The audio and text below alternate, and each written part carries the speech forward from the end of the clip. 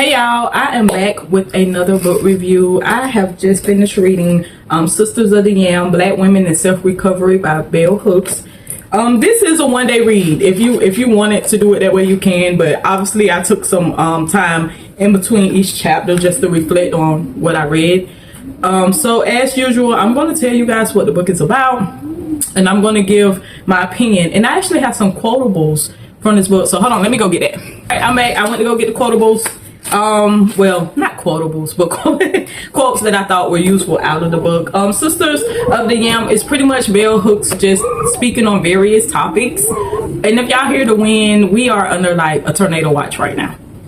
I don't think it's going to happen at this point because it was from 7 to whatever. It's not going to happen. Doesn't matter. But that is the wind in case you do hear it. But yeah. Sisters of the YAM, Black Women in Self-Recovery. It is just speaking about Black women coming back to self, and not necessarily the skills that it will take, but just some insights that will help you get to where you're trying to go. Like I said, this could be a one-day read if you want to, and based off of that topic alone, based off of what I just said, that determines whether you want to read this book or not, because that's what it's about. It's about you getting back to you, and it's going over various topics, and it will give you insights to help hopefully and ignite you to take some steps or change your thinking so that you can get to where you want to be as a Black woman. If that description is good enough for you, then absolutely read this book. I think it should be in every Black woman's catalog anyway, just because Bell Hooks is one of the Black women that have spoke greatly about Blackness and as well as being a woman. So it's something great to have in your toolkit. Now let's talk. Everything after this is going to be spoilers, so if you do want to read the book, go ahead and read it. But it's not like a spoil type thing because this is like a self-help book in a way. She's just teaching about different things and different avenues to help yourself. It's different chapters. Chapter 1 is called Seeking After Truth, and that's more so just speaking on what we've been told. What we've been told and what you need to do to lift that veil. A big part of that would be doing your own research, forming your own opinions, creating community, dismantling in a way patriarchy, believing in love again. I'm telling y'all the whole book. Yeah, so even in that first one, seeking after the truth, if you're looking for the truth, those are all the things that you would have to do to get you where you want to go. And then chapter 2, Tongues of Fire, which I thought was a great chapter because it's just speaking on how we are taught to talk to each other. Not too long ago, I have 2 older sisters, 2 younger sisters, and I talked to my 2 older sisters about the way that they speak to each other, because they speak to each other so harsh, but it's not across the whole family dynamic. It's really them 2, how they speak to each other. And this reminds me of that because we have to understand why we speak to people the way that we do speak to them. And a lot of it, I hate to say it, goes back to slavery. It goes back. A lot of it is, well, at one point in time was rooted in protection and stuff like that. But now we can leave those things alone. You don't need to be scared for your child to the fact that you want to scare them out of doing things or believing in themselves or entering new worlds. So this going back to just learning how to affirm each other instead of critique each other, because we have been those people that have been critiquing each other first, and then after your whoever, sister, cousin, auntie, whoever, make it where they're going, now you can pat them on the back with everybody else. But before, you was trying to speak them out of their desires and fear of the world that they would be trying to enter in. You're pretty much trying to shield them from the world, but in a mean way. And I think that it's like a saying that people say. They be like, what is it? They be like, I gotta be hard because the world gonna be hard, something like that. But you don't have to, and that's more reason for you not to be. Oh, I'm not gonna coddle my child because the world isn't going to coddle them. But you are supposed to be a safe space, a soft spot to land. You shouldn't be hard as the outside world. You should, inside my home should not feel like the pavement. If you hear what I'm saying. And it just speaks on how did we get here. Now I can't read the book for y'all. I I can sit here and give you word by word what it says, what it means, this, that, but it's something that you have to read yourself so that you can interpret it, because that's something that we need to discuss in Blackness. And this even goes as far as like jiving and, oh my goodness, the comedy styles we have where we're kind of picking, you know, it just, it speaks on that, like the things that we say to each other. It definitely needs to be discussed, you know, and the quickness and the how quick we are to lash out at the people that look like us, you know what I mean? Or the another good example of this is a poem. I can't remember who was by, but it's about a child. He didn't have a pencil, and the teacher asked him why he ain't got a pencil, and it just going through his whole morning, and his whole morning been effed up. You know what I mean? Like, my mama yelling at me, this, that. So this is a great example of just like being on your child. Yeah, you're on them because you want them to be a productive human being, and you want them to have more than you, and you want them to know that the world isn't going to coddle them and protect them, and all of that is understandable. But the way you're going about it is not right. We have learned that you have to have compassion and empathy, and you have to be loving to your children. You know, prior to, a lot of Black people was having children to have children. You know, they didn't know about the other options or protection and all those types of things. So a lot of women were just having children because that's what women were taught to do. So you're having these children, you're angry, you don't know, you're scared for the child, obviously, and you really don't know how to navigate this world that you are a part of. And a lot of that transitions into aggression that your child is going to be the recipient of. So it talks about that. Very important for you to read that. Work makes life sweet. I like this conversation because it speaks on something that I do believe is relative in 2026. Work makes life sweet is a saying that Black people were saying a little bit after slavery, and you know, of course, they're working their own land and stuff like that.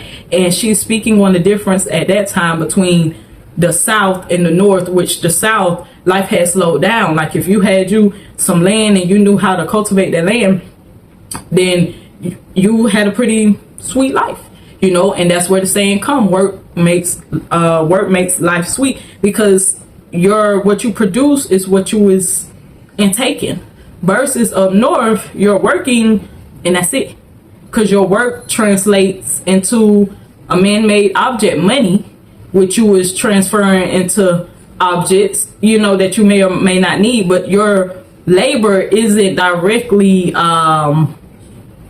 your labor is affecting your life, but not how your labor would affect your life if what you ate was what you produce. It's a difference. And she's just talking about the different feelings of that saying for different folks. So yeah. And it also was speaking on, and I didn't know this was speaking on Black women and their love for work. And I definitely can relate right now. Well, no mind.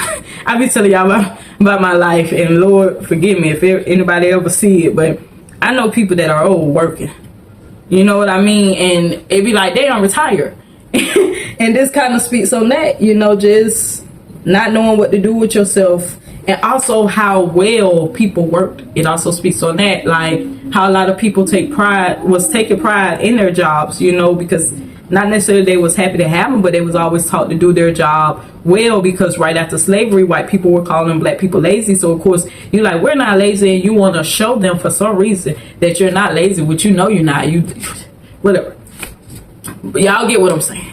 Moving on, knowing peace, and that's really just about, you know, stress. It's very important for all of us to get close with peace and to lay with peace. It's nothing else I need to tell you. You can literally read this. It's just about how stress translates into other diseases inside the body if you don't have an outlet, if you don't know how to manage your stress. And of course, like, I don't know when this book was written. Let's see. And of course now, 1993.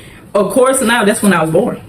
And of course now we know we have new language, right? You know, peace can come in many forms, but proper boundary setting, you know,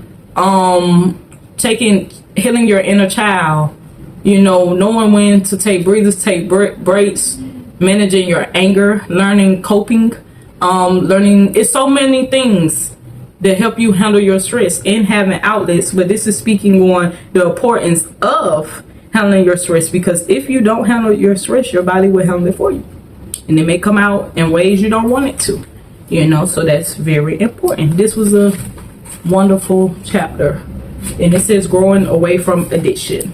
I feel like I have dealt with addiction, but anybody else would be like, no, you didn't deal with addiction or whatnot. But I definitely went through a phase where I was smoking a lot, and I know, like, and that's another thing that is lightly talked about in this chapter, and it's about the views of addiction. A lot of people see addiction as that final place before somebody's at rock bottom. Addiction can start way before that, and it can be way smaller than that. Addiction is about more so the feeling of I have to, or I want to, whether I need to or not, or I'm going to do this thing. I don't know how to explain it, but it's more than just, people see it as this final destination, the person you see out on the corner, or someone that has already lost everything and they're in addiction. But it's plenty functioning addicts. And I consider, I'm not going to say I consider myself an addict, but I believe I had an addiction because I had a routine, and in this routine was me smoking. And I wasn't necessarily smoking because I wanted to, it was more so out of habit. And then obviously when I tried to stop, it was very hard, and that's when I knew, like, okay, this is more than just me having a good time. If I'm literally telling myself that I don't want to do this, and I'm fighting with myself about it, and that's is an addiction to me, when you really have to go back and forth with self about whatever it is. And then she's also talking about the different types, and even now, even back then, she was saying still many black people refuse to take addiction seriously, and we don't. Like I just said, we're looking at addiction as this final landing point, when there's so many steps before that. Your homegirl that want to go, you know, want to have a little drink every day, baby, that's an addiction. You're addicted. You know what I mean? And now we are in a greater space of addiction, because it's not just substances. You can be addicted to your phone. If you're literally scrolling for hours, y'all got to really think about this. You're just scrolling. Your thumb just, you literally, like, look at me. Do I not look crazy? Just, if I sat here and did this in front of y'all and didn't look up, just whole time I'm talking, just did this, y'all will be like, what the hell?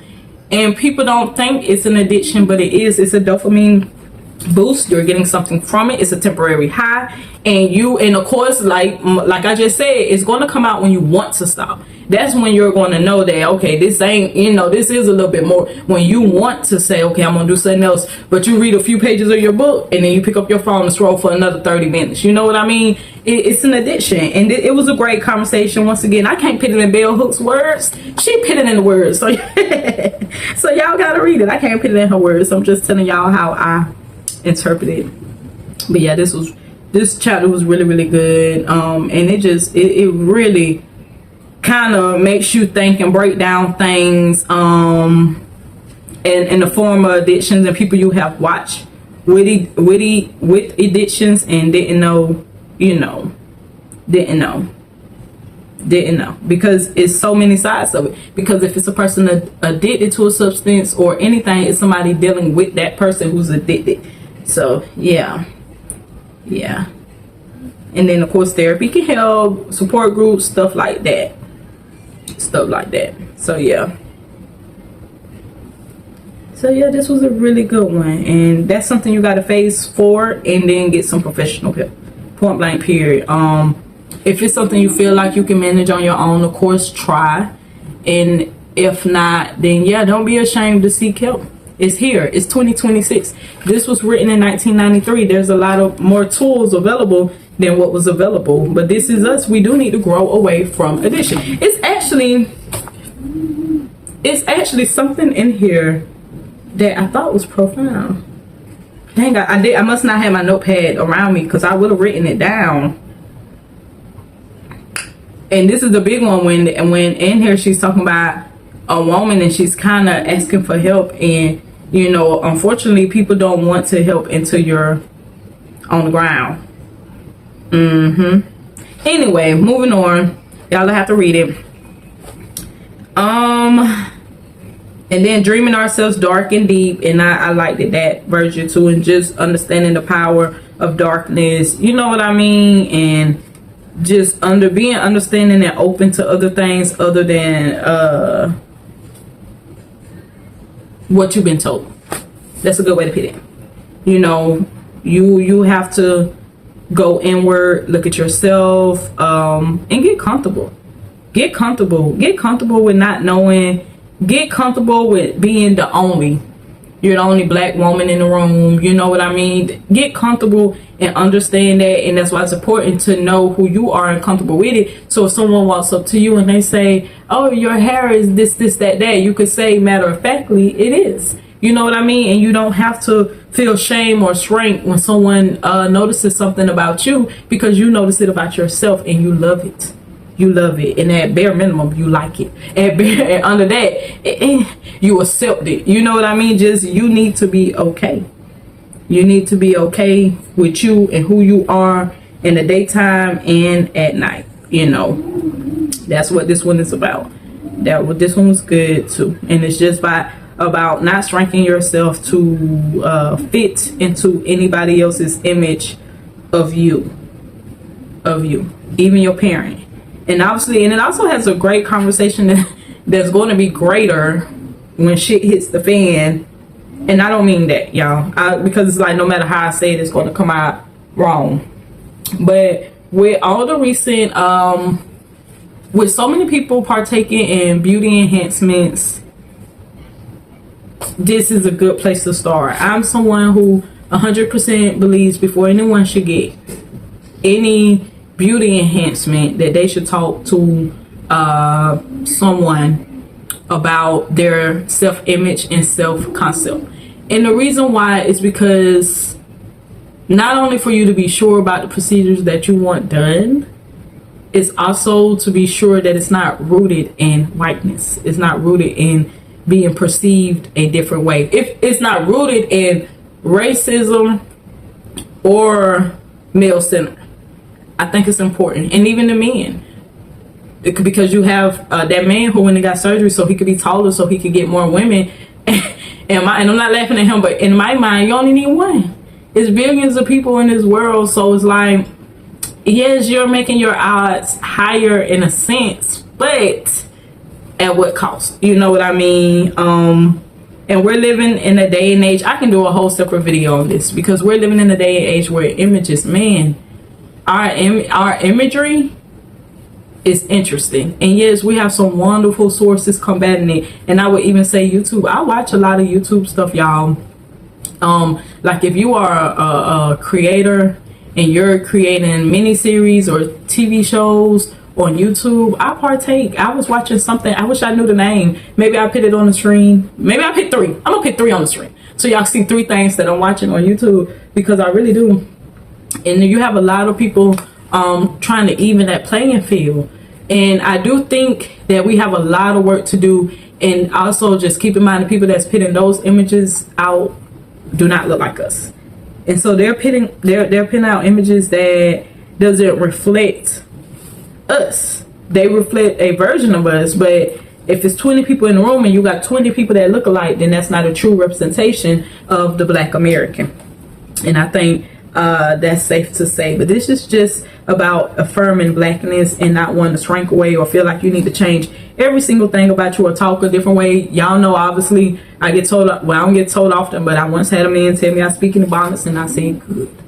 You know what I mean? Like, it's important for you to know who you are and not want to just, it's important to flow, but you shouldn't be flowing for everything or chasing after what the next person has going on. You know, that she has hips because she has hips. I'm not saying you shouldn't go make you none. I'm just saying, you know, that it's just what it is. And sometimes we do need to get back to a place of acceptance. And I do feel like we kind of moved on really, really quickly from, I don't even know what we moved on from or to, but it's been such a big shift, you know. It has, man. And it's crazy because when you're living in the times, you don't think to document them, but so much has changed, you know, so much has changed.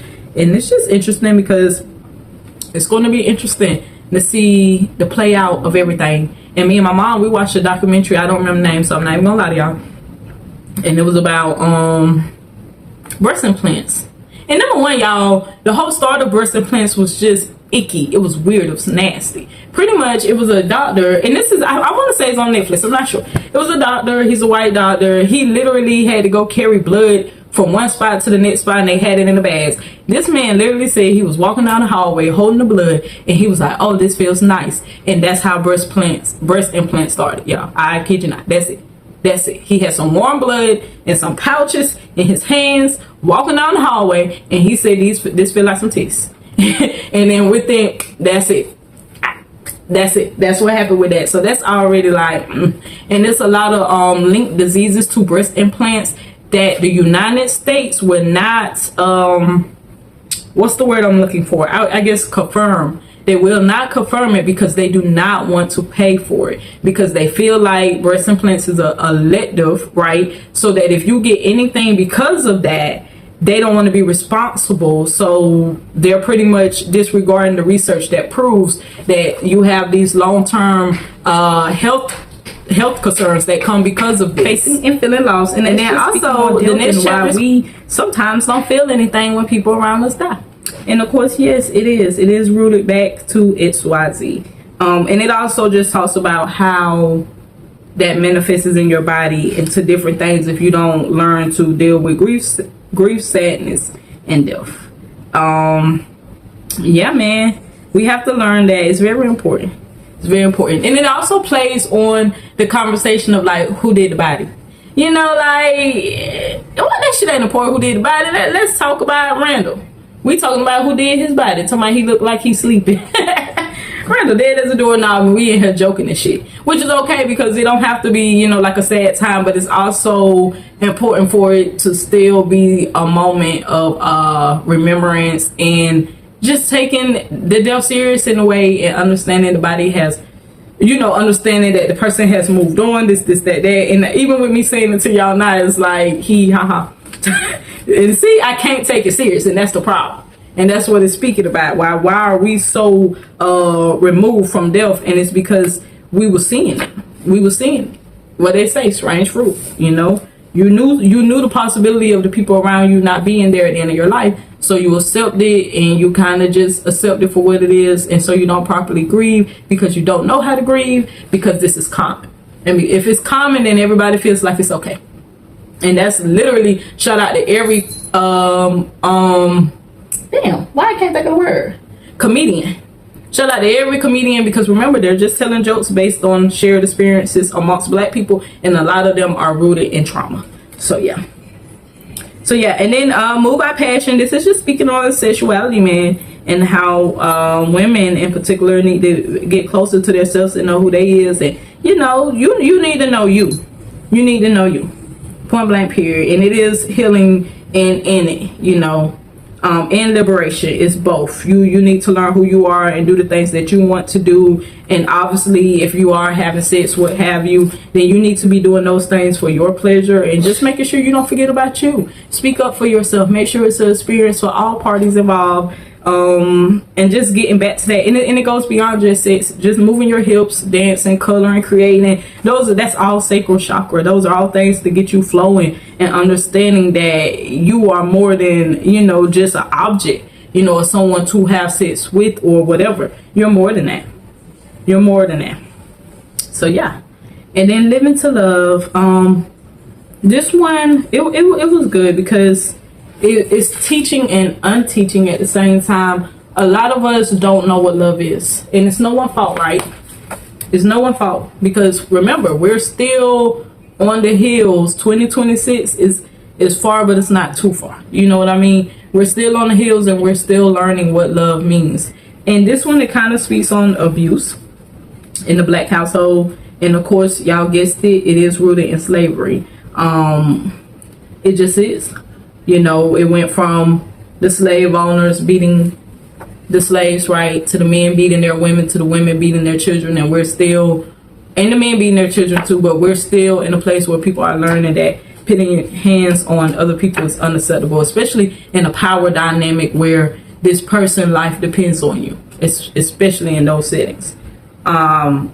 Yeah, so this is speaking on that, and it's also speaking on not necessarily moving on, but learning to love. And maybe love doesn't look like what you think, and love can be more than just between a man and a woman. While that union is great, it's still other forms of love that you can give to people around you, you know. And then let's see. Let me see. This is just the next chapter is sweet communion, and that's just finding community. The same thing I was just saying with the last chapter. It just ties into that, creating community and learning to love people in your community and giving back. And that is the true act of resistance, which y'all know I'm definitely for the community. I formed the Melanin Market. I was a part of a nonprofit. My good friend, she's starting a book club. I'll be a part of that. So I definitely believe in community and unity. I have supported many things and will continue to. And my ultimate goal, for y'all that don't know, is I would like to get a homestay and host events on that. I do host a manifestation party every year, and I also host the Melanin Market every year. And the Melanin Market is bigger than the manifestation party. The manifestation party is probably 10 to 12 people, and then the Melanin Market is an actual market. Like, I rent a place, people come, all that good stuff. So yeah, I'm all about community and unity. Yeah, and it's just speaking on that, like how we're going to solve more problems as a community than alone. And I hate to say it, but the number one thing that means is that we have to get off the internet. The internet is fun, the internet is great, but y'all need to be creating community in your space, because whatever idea you have, somebody else wants to be a part of. That's the best way I could think of. Any idea that I have had and sat on, somebody done moved on, baby. Every single time. And then the joy of reconciliation, and this just speaks on hold on, let me make sure, forgiveness, really. And this is the one chapter that I was like, I don't know. I do believe I have a lot of forgiveness. Like, I have forgiven people in my life, right? Another thing about it is, if you ever see, well, I feel like once you have perspective, you have you can forgive. If you can have perspective, you can forgive, right? And perspective is almost always going to include that person, their upbringing, their thoughts, their patterns, their, you know, whatever. It's going to include all those things. It's going to lead you to a space where you can forgive, you know, them or whatnot. But she is speaking on almost like, if you can't come back, did you really forgive them? And in my opinion, yeah. Once again, this was written in 1993. I 100% feel like you can forgive somebody and never speak to them again. I do. I don't feel like, I do believe in this instance she was speaking on just speaking to them and offering them the forgiveness and seeing where it goes, which I think is a powerful act. It really is. But I don't feel like you have to do that with every single person. And in particular, she speaks on forgiving. I don't think she says it in these words, but like forgiving white people. And I feel like, no. That's the one thing I'm unmovable on it. Like, it's too much that was done to black people, in my opinion, for me to be offering forgiveness. Like, it's too, this is just my opinion, y'all, whoever watching this, y'all can get forgiveness about the past from somebody else that's black, not me. And we'll leave that there, because I feel like to forgive a snake is foolish in a way. Your antenna should always be up, and yeah, you can forgive, but it wouldn't be true forgiveness. And that's why I wouldn't even lie and say it out loud, because no. Anyway, that's the only thing I didn't agree with. And then also touching the earth, which is speak song, going out and touching the damn grass. When the last time you touched the grass? I hugged the tree not too long ago. When the last time you hugged the tree? When the last time you felt the rain on your skin intentionally? Not you running from place to place, but you literally just sitting in it. When? Or when you at the beach, are you just taking photo ops? Are you touching the sand? Are you touching a seashell? You know what I mean? It's about being one with the earth. And it's speaking on how we lost that, because a lot of people moved to the south, to the north, and they didn't transition that natural essence with them, because they wasn't able to. You know what I mean? When they got to the north, they wasn't able to immediately buy land. And is there land? And then you had watchers, people controlling what you could do to the land, and this, that. In case y'all didn't know, It's a lady, her name, I don't know her name, but she forages, and she's a black woman. She has blush, so y'all may know who I'm talking about. She has a Gap, and she just teaches people what to eat and what not to eat off the land. And she speaks about why people stop growing food, and it's because of racism. I wish it was a different answer, y'all, but no, it's because of racism. People were still growing food and whatnot, and they didn't like it. They made it illegal. They made it illegal to go in the park and forage berries. They made it illegal to, it just went on and on. Any type of way that a black person was surviving without being a part of the white man's world, they made it illegal. And then on top of that, when you did get your land and you have your front yard, once upon a time, people did have gardens all the way up to their front door in their front yard. And then not having that in the front yard, not having gardens in your front yard was a sign of wealth. So then people, this is how the grocery store was created. So then grocery stores was created. And of course, who's going to the grocery store when I can grow my own food? Rich people. So the rich people got their lawns, nice and clear, nothing. And then they're going to the grocery stores. So you having a garden in your front yard or wherever your garden was considered a sign that you were poor. Going to the grocery store was what, you know, the wealthy did. And of course, poor people always want to follow wealthy people, and I'm not going to say they didn't put, stuff in place to make it hard to grow stuff, because they did. We know that. So that speaks on that. And then walking in spirit, and I think this is the strongest thing for me, because obviously when I don't know when I put this book on hold, but it took a long time to come, maybe 2 months. And walking in spirit is just doing what you're supposed to do, what you know to do, what you feel in your heart you're supposed to do, what keeps repeating for you. And for me in particular, is creating community, which is why I host events and stuff. And yeah, man, this was just like confirmation when I got to that last paragraph. And that's what the last paragraph was about, was just being in your purpose, and how she was talked about writing this book, but her writing this book was just walking the purpose. She had stuff that fell through, but it worked out because she was supposed to be in the house writing this book. This 100% should be on your bookshelf, even if you read it one time. And then I'm so nosy, y'all, because in the bed, like I tell y'all, if I like something, I'm nosy, and I will read more stuff by Bell Hooks. It was definitely digestible, because sometimes in the book, and I also, in between reading the book, I watched several of her interviews. And Bell is a Courtney, because Bell get to talking and she go off the path. And I was like, Bell, bring it back. And it's like, no matter who she was talking to, they didn't really want to interrupt or tell her, hey, you lost your way. So, and I love a yapper. But she had great books that she quoted in here. She listed those out. But what caught my attention, and it's so silly, was this. And this is just about the press company. And I don't know why, but immediately I got on my computer and I was like, I was going to look them up, and they just ended. Well, I'm saying just, but a little over 10 years ago. They ended in 2014, South End Press. But it says South End Press is a nonprofit, collectively run book publisher with over 175 titles in print. That's beautiful. This is beautiful. They wanted to publish books that encourage critical thinking and constructive action on the key political, cultural, social, economic, and ecological issues shaping life in the United States and in the world today. I wish they could have continued. Oh, I hear that. They would have gave you a free catalog of their books. You get 2 free books and a 40% discount on all titles. And you could write them. I wonder if I can still write them. You think they exist? Let me see what's at this address. See, I started doing silly stuff like that. But yeah, I recommend. I do believe it should be in every black woman's it should be in every black woman's bookshelf. And also, I will go ahead and say black men, because it was a part where she speaks on about how, in order for us to get to a loving space, like in a relationship type way, black men have to become feminists. And when y'all think of feminists, don't think of the white woman. Really think of just being human. Like, I don't even understand how the word feminist should be human.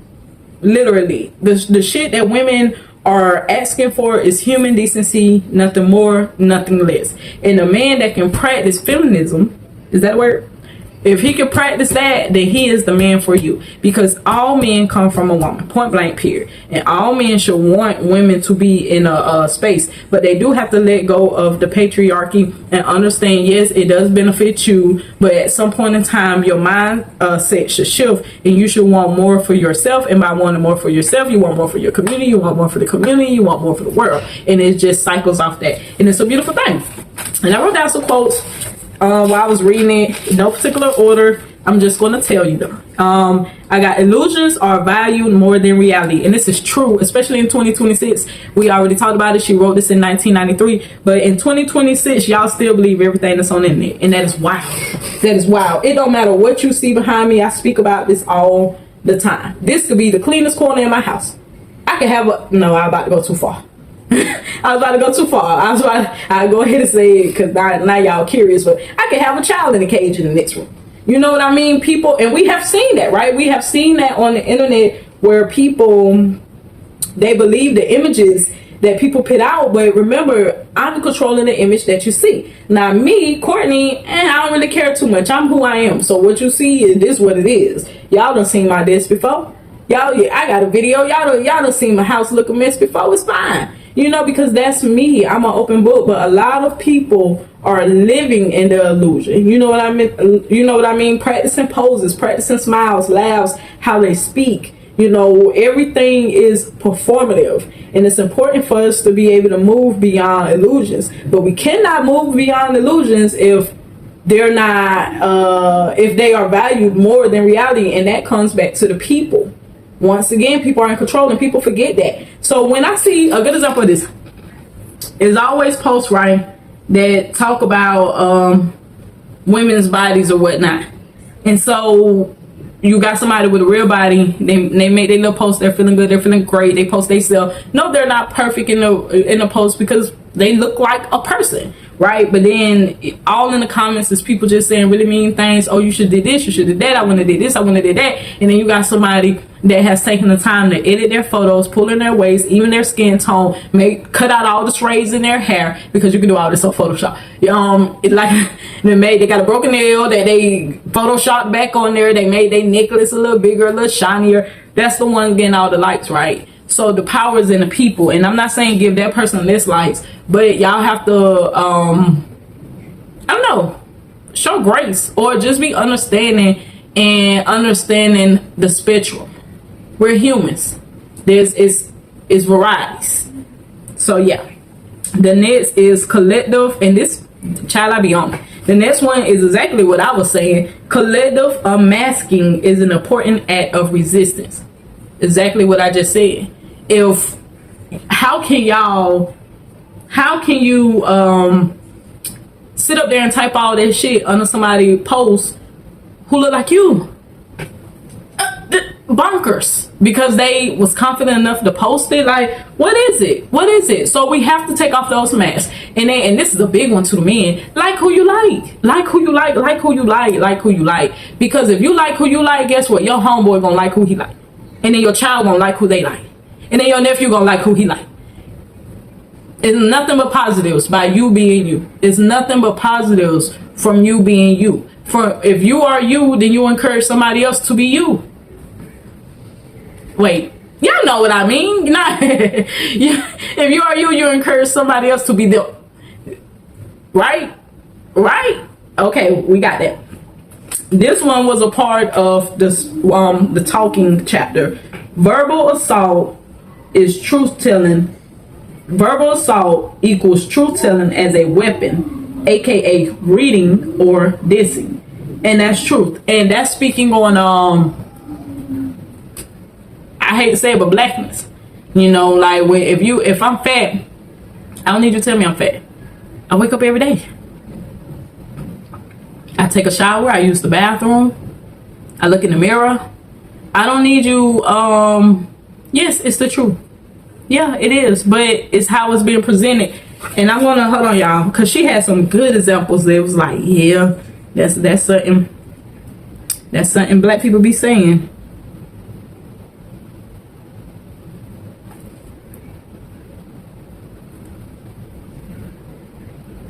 I don't want y'all sitting looking at me. Like, listen to this. I would be less than a mother if I did not tell you the truth. And that's not okay. That's not okay. Because most of the time when you're telling me the truth, you're not trying to wrap it up. And you should try to wrap it up because I'm your child. I'm your child. But that, oh, here go one. And even though, now this ain't with this, but I'm going to say it to you anyway. Sit your black ass down and shut up. And it's just talking about not because the mother is angry at the children, but because she desires them to behave appropriately in public settings. She wants to be perceived as a good parent. So that's a side note. But back to that, verbal assault it can be, it's a lot and it's heavy. And it is truth telling, but you're using it as a weapon. And it's so many examples, but it's like I can't give y'all one because y'all sitting here looking at me. It's so many examples. Okay, here go one. During dinner, the mother kept calling attention to the fact that her daughter needed to lose weight. Now, it should be obvious that the public setting was not an appropriate place for such a dialogue. And why on a special day, this was the child's graduation. On a special day, a time when the daughter's achievement should be focused on and celebrated, does the mother call attention to perceived flaws or feelings? When T tried to intervene on her friend's behalf and assert that she thought she looked fine, she was kicked on the table by her friend and made to hush. Probably like many of us, the friend is so accustomed to her mother choosing inappropriate moments to offer criticism or always being critical that she adjusts by simply not responding. And because why you tell them, yes, I have on my prom dress, I look good. Don't tell me a little better if I lose a little weight. What am I going to do with that information? Nothing at all. Moving on. So that's talking about verbal assault. How y'all talk to y'all kids is important. Just it's important to tell the truth, but as a mother, as a woman, sometimes you know if it's necessary or not. That's it. And we'll leave that there. And then this just sounded good and I wrote it down. It says constructive confrontation and challenges. That's what we need in our life. That's what we need. People need to be able to say stuff to you, and it don't need to be nasty or just unnecessary. That's where constructive come from. And if you're confronting someone, it needs to be for a reason. It needs to be for a reason, and it doesn't need to be hostile. So that's where constructive confrontation and challenges. That just sounded good, so I wrote it down. But yes, that is. Yes, read this book, put it in your collection, add it to your bookshelf.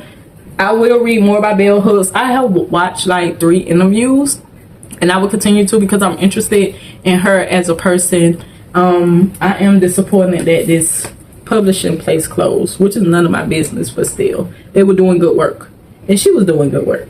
And we have to know who do we have another Bell Hook? Do we? We got Amanda Seals. And y'all, I had a book by Amanda Seals, her first book, and it was signed, and someone stole it out of my storage. I'll never forget this. I was thinking about it. That's random. But yeah, very good book. Definitely recommend. It's definitely, like I said, this is about self-recovery. This is about bringing you back. And these are the steps to bring you back. So let's go over it. Talk to each other nice. Talk to each other nice. Talk to yourself nice. Practice peacefulness. That's your meditation. That's your journaling. Learning to love. Learning you and your sexuality. Learning that and enhancing your sacral chakra. That's practicing your creativity. Staying away from addiction. Matter of fact, growing away. If you addicted to something right now, baby, just do a little bit less every day. You know what I mean? Or get professional help if you can. If you can do that. And then also being in the dark with yourself. Going inward, look in that mirror, be naked, know who you are. You need to know your dark side. We don't need to know. You need you need to know. That's important.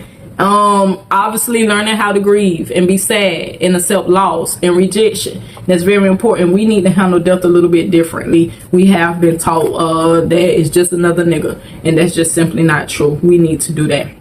And then obviously walking with spirit, to follow your calling and knowing what to do and just knowing who you are and living to love that's given to more than yourself. Giving more to yourself. And last but not least, creating community.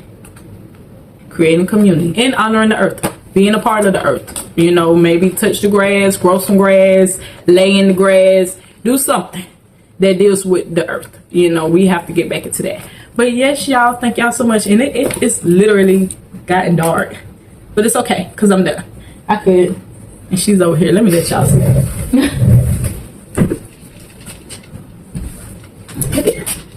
All day long. That's all she do.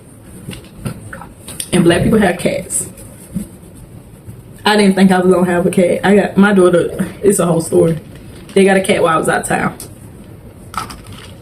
I came home to a cat, but not a cat. Now clearly this is my child because she's always with me. It's weird. But yes, Sisterhood of Yams, and I will be back with another review.